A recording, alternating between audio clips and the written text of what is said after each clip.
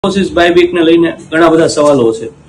તો 14 તારીખે ડીપીમાં ઇન્ફોસિસ શેર પડ્યા છે તો કંપની 1800 રૂપિયાના બાયબેક લેવાની છે.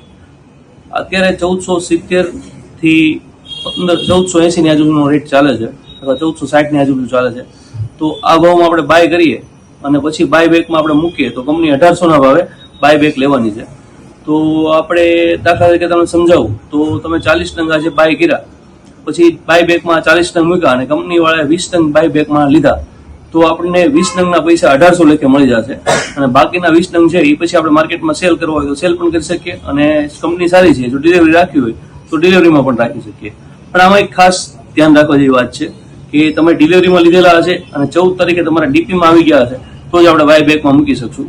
અને ખાસ ડીડીપીઆઈ અને પીઓઆઈ આ એક્ટિવ હશે બેમાંથી એક વસ્તુ તો જ બાયબેકમાં આપણે એપ્લાય કરી શકશું.